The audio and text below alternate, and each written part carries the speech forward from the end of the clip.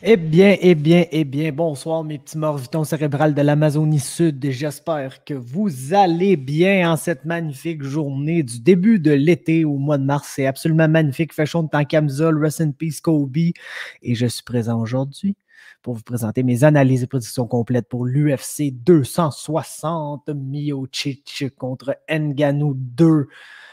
Je m'en allais dire une grosse carte, mais pour vrai, c'est pas une grosse carte, c'est littéralement une carte de deux combats. Et puis, ben, c'est ça qui arrive malheureusement. Vous le savez, probablement, on a perdu ce qui était probablement le combat le plus intéressant ou le deuxième plus intéressant sur la carte, dépendamment comment vous voyez ça. Alexander Volkanovski face à Brian Ortega. Ça fait très, très mal parce que c'est une carte de deux title fights et d'autres combats. Là, on se retrouve avec un title fight et d'autres combats.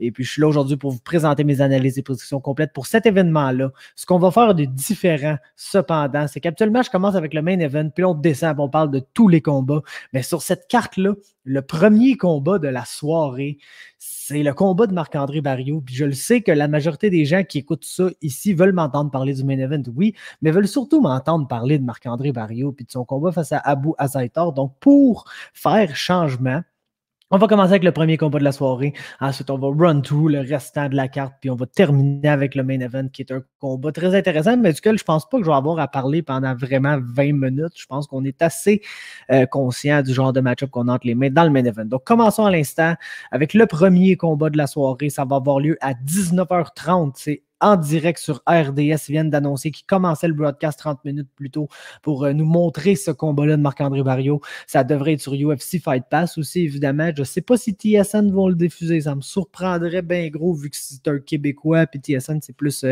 based en Ontario. Donc, ça me surprendrait que TSN commence le broadcast 30 minutes plus tôt pour nous montrer ça. Mais ça va être 30 minutes plus tôt à RDS, donc 19h30, sinon UFC Fight Pass. Et puis, ben, n'importe quelle autre méthode, on s'entend là, que vous avez des trucs, là, mes petits coquins, mes petits coquins. Fait que ceci étant dit, Marc-André Barriault à Bois-Atard, comment voit-on ce match-up-là?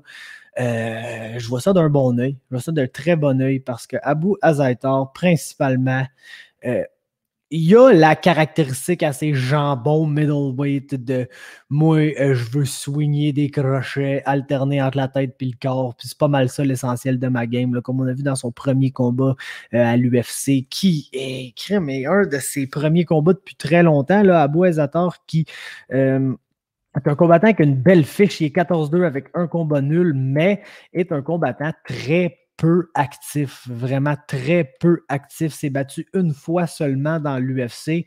C'était en 2018 face à Vitor Miranda. Avant ça, c'était pas battu avant le mois de octobre 2016, où il avait gagné au World Series of Fighting une décision unanime contre Michael Arant.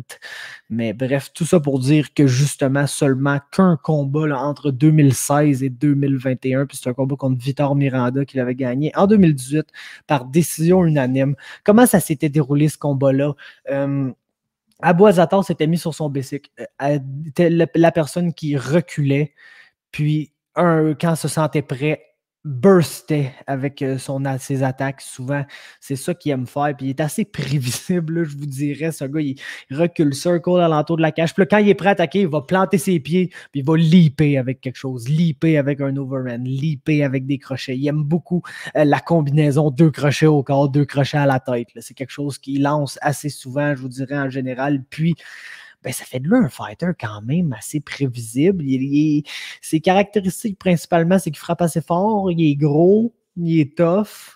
Il est capable de faire 15 minutes, bien que son style de combat, c'est beaucoup de circling, puis un burst une fois de temps en temps, ce qui fait qu'il n'y a pas un volume de strike très élevé. Oui, il lance en combinaison, lance avec quand même du power, mais c'est pas quelqu'un qui va constamment être dans ta face en train de lancer du volume. C'est pas le style de combattant qui va nécessairement t'épuiser par son output non plus. Toujours super game de brawl, d'échange des combinaisons, puis crime. C'est un bon combat pour Marc-André Barriault là, quand tu regardes ça. Parce que Marc-André, ce qu'il va vouloir faire, c'est exactement le contraire de Abou Azzatar. C'est aller de l'avant, c'est mettre la pression. C'est là que Barriault est bon. Quand il met la pression, puis là, il élicite une réponse de son adversaire, puis il répond à la réponse de son adversaire, dans le fond, avec ses attaques, avec du gros power. Barriault, même si c'est pas le plus gros middleweight, même si c'est pas le gars le plus imposant physiquement, quand tu le vois, c'est pas Yoel Romero, c'est pas un gars avec un physique super sculpté, puis tout, mais est excessivement physique comme combattant. Quand il va de l'avant, c'est très dur d'ignorer le momentum de Marc-André Barriault qui va de l'avant, puis qui laisse ses mains aller, puis qui lance des uppercuts, puis qui essaie de rentrer dans le clinch, justement, où il est absolument excellent, où il lance la majorité de ses gros punches, ses uppercuts du clinch sont absolument brutales. On se rappelle là le combat contre Andrew Sanchez, mais beaucoup de ses autres combats avant. Et puis, tu sais, je pense que Barriault est aussi le plus willing d'essayer un takedown. Son ground and pound est très redoutable, surtout quand il est capable de s'installer soit en half-guard ou en montée complète, des bons coups de coude. Il y a plein de choses qu'il fait bien. Puis écoutez, ça, en général, mon read de ce combat-là, c'est que Marc-André Barriault se doit d'être le favori, là, parce que tu as un combattant qui va probablement le laisser venir de l'avant dès le début du combat. Puis c'est là qu'on a vu peut-être Barriault dans ses combats avant contre Oscar Piechota avoir un peu de difficulté, c'est qu'il laissait un peu son adversaire établir son rythme, puis là, vers le milieu du deuxième round, vers le troisième round, Barriault se mettait vraiment dans sa game, puis il y avait toujours un excellent troisième round qui gagnait de façon complètement décisive, mais des fois, il avait perdu les deux premiers, puis c'est ça qui faisait qu'il n'allait pas chercher ces victoires-là. Ce combat-là, Abou va le laisser aller de l'avant, va le laisser établir sa game assez rapidement. Il est tough, il est gros, puis il est tough Abou Azzatar, par exemple. Donc, je pense que ça va quand même être un bon combat back and forth. Je m'attends à ce que ce soit à l'avantage de Marc-André Barriault. Je ne m'attends pas nécessairement à avoir un finish dans ce combat-là, mais je suis pas mal confiant que Marc-André Barriault va être capable de gagner ça.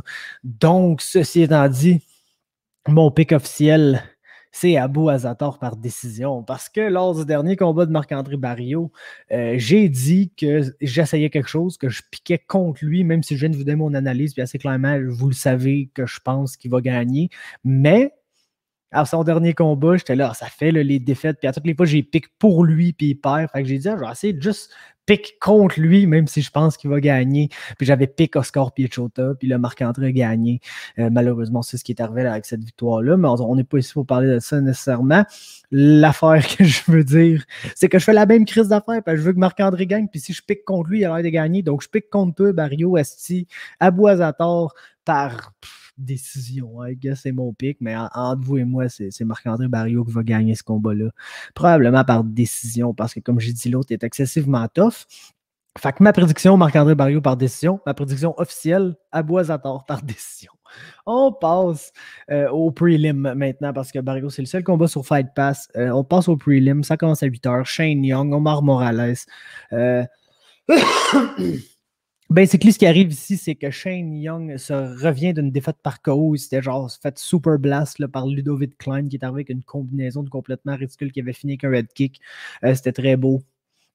Puis l'UFC dit, tiens, Shane Young, tu viens d'avoir de la misère contre un excellent striker qui est capable d'être patient puis placer ses strikes, mais quand il est capable de les placer puis qu'il est confiant, il est capable de lancer des très belles combinaisons et finir ses adversaires.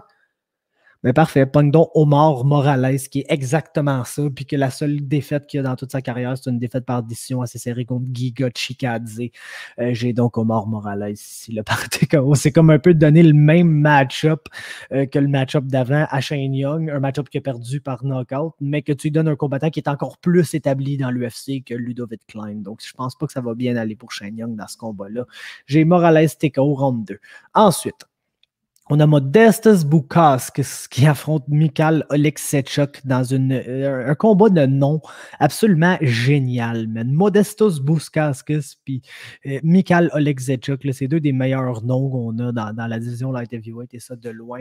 Pour ce qui en est du match-up, je sais pas, j'ai un peu de...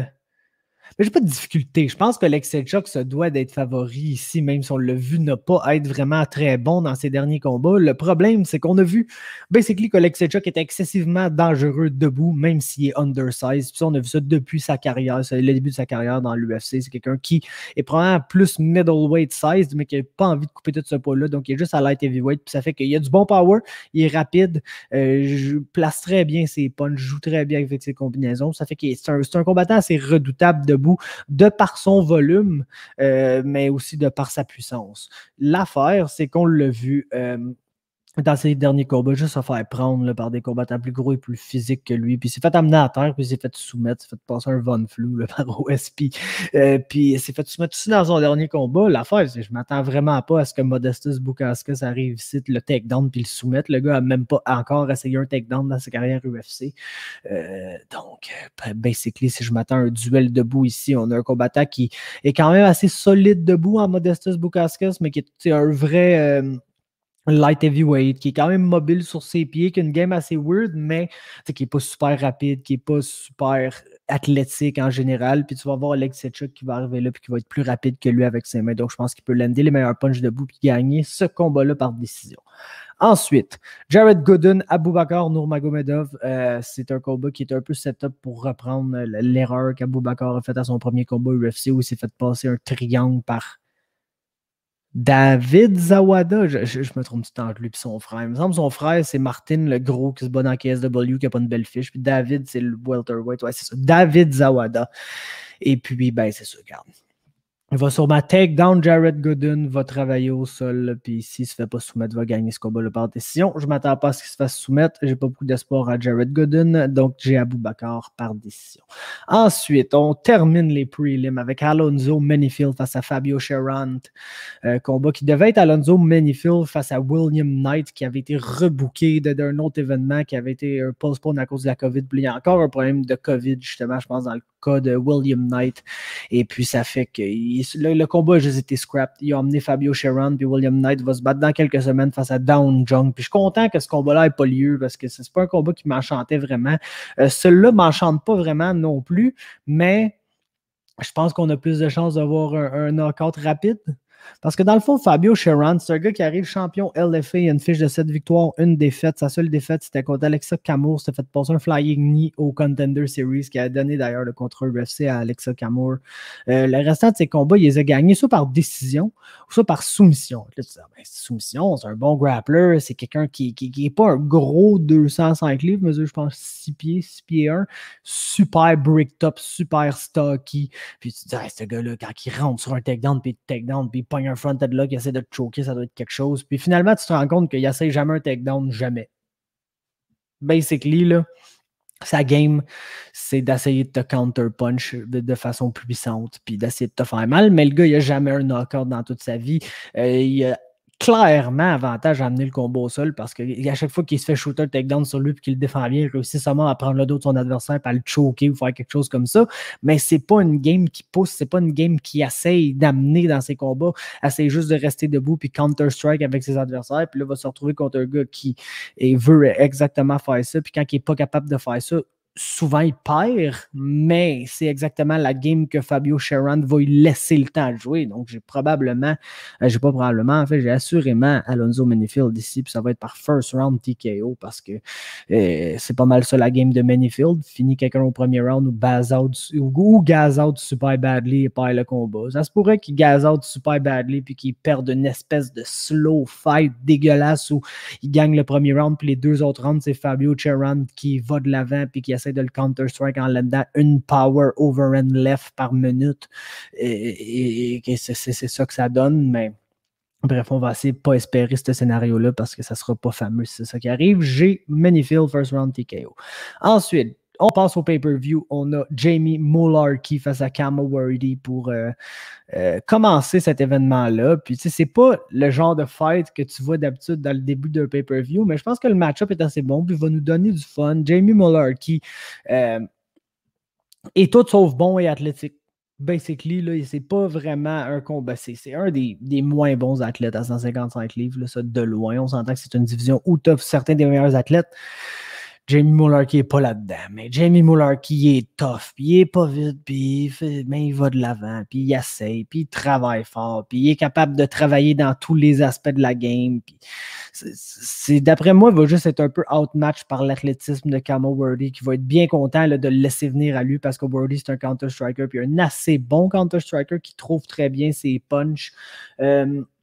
Mullarkey est est excessivement tough, par exemple. Fait que je pense pas que je m'attends à un knockout là, de la part de Wordy. Peut-être qu'il pourrait le sonner puis après le prendre dans une soumission comme il a fait avec le Violent Bob Ross, Luis Peña. Mais je compterais pas trop là-dessus. Donc, je m'attends à un bon back and forth dans ce combat-là. Quelque chose d'assez divertissant pendant 15 minutes qui va probablement être à l'avantage de Kama Wordy par décision. Ensuite, Jillian Robertson, Miranda Maverick, c'est un combat que j'ai déjà couvert. Puis c'est malheureux, mais tu sais, Jillian Robertson nous a prouvé que si elle n'est pas capable d'amener son adversaire au sol, s'installer sur le top, elle n'est juste pas capable de gagner au niveau de l'UFC. Son striking n'est pas au niveau de sa takedown defense, son offensive wrestling, son offensive grappling du top. Excellent. C'est une spécialiste, c'est une des meilleures combattantes sur le top dans sa division. Puis si elle réussit à take down son adversaire et avoir du top control, elle peut la soumettre, là. Elle peut facilement la soumettre, elle peut facilement faire plein de choses avec au sol parce que comme je dis, c'est une spécialiste et une des meilleures top control fighters dans la division. Ceci étant dit, pas une super takedown defense. Si tu réussis à la takedown et à s'installer sur le top d'elle, tu vois qu'elle a un peu plus de difficultés, elle sait un peu moins quoi faire, ou elle est peut-être juste trop à l'aise d'être au sol, puis elle se laisse être en dessous pendant 5 minutes, puis perdre des rounds comme ça. Debout, son striking est vraiment pas au niveau, puis c'est la partie de sa game qui semble le moins s'améliorer, malheureusement. Donc, ça va être très difficile pour elle, là, plus elle va monter les échelons de cette division-là. Puis Miranda Maverick, c'est une très bonne prospect qui est capable de tout faire, puis je pense pas que ça serait une bonne défaite pour Miranda que de perdre contre Jillian Robertson, qui est tellement unidimensionnel dans sa game.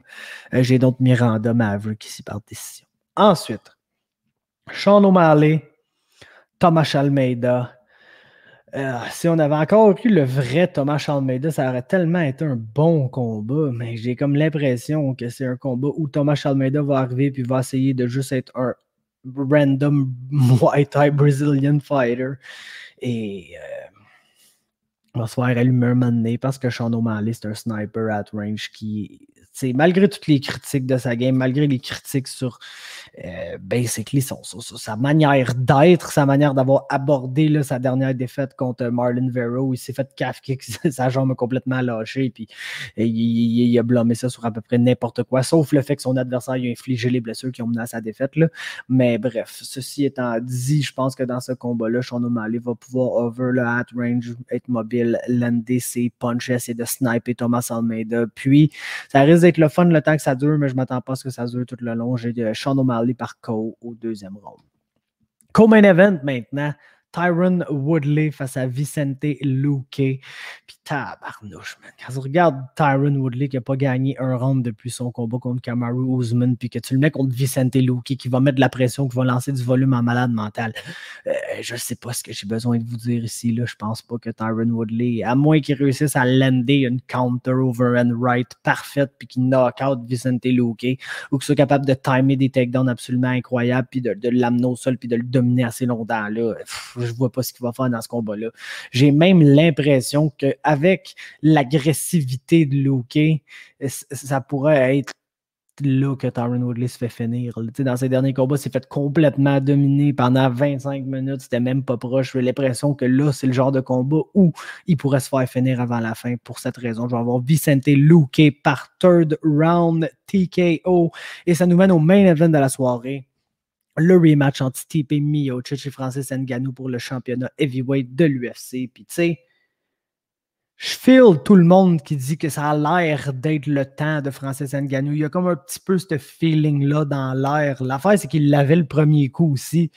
Puis on a tous vu comment ça s'est passé. Puis tu sais, si je veux arriver ici puis vous faire une analyse du combat, il faut que je me fie sur les données qu'on a eues auparavant. Puis c'est juste très difficile de regarder le premier combat puis de se dire que Francis Ngannou va gagner ça. La seule manière dont je peux voir, puis tu sais, je comprends là, que les odds soient autant serrés parce que c'est vraiment un two-true outcome. C'est probablement Stipe Miocic qui réussit beaucoup de takedowns et qui out-grapple Francis Ngannou pendant 25 minutes comme il a fait le premier coup, ou il va se faire allumer bien raide. Puis Stipe n'a pas rajeuni là, maintenant comme 39 ans, probablement le plus vieux champion dans l'UFC. Et puis, crime, plus tu vieillis, plus c'est dur d'affronter un powerhouse, probablement le combattant le plus athlétique, le plus explosif et le plus grand power puncher qu'on voit en MMA.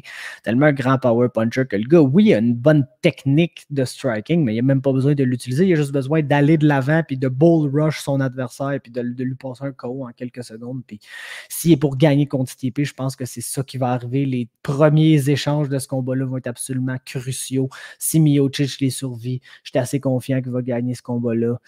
Si Miocic ne les survit pas, ben évidemment, va se faire knocker ben raide, puis Francis Ngannou va devenir le champion heavyweight de l'UFC. Donc, écoutez, comme je vous dis, c'est un two-true outcome. Je vous ai donné les deux manières que ça peut se passer. Pour ma part, j'aime me fier sur des évidences qu'on a déjà, là, des évidences statistiques, des évidences du premier combat. Donc, j'ai Stipe Miocic par décision ici, mais sais, on s'entend, là.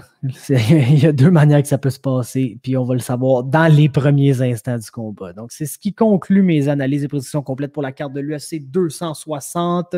Laissez-moi un like, laissez-moi aussi vos commentaires, me faire part de vos prédictions sur le main event, sur le combat de Marc-André Barriault. Vous attendez quoi, le Barriault qui va tenter de gagner sa première victoire dans l'UFC, vu qu'il a déjà eu sa première victoire dans l'UFC, mais c'est devenu un no contest. Donc, il va essayer d'avoir sa vraie première victoire officielle dans l'UFC face à Abou Azaitar. Donc, faites-moi part de vos impressions sur ce combat-là, sur le main event. Abonnez-vous à MMA Talk partout sur Instagram, sur Facebook, sur Twitter. Je vais essayer d'être beaucoup plus actif sur Twitter, donc allez checker ça.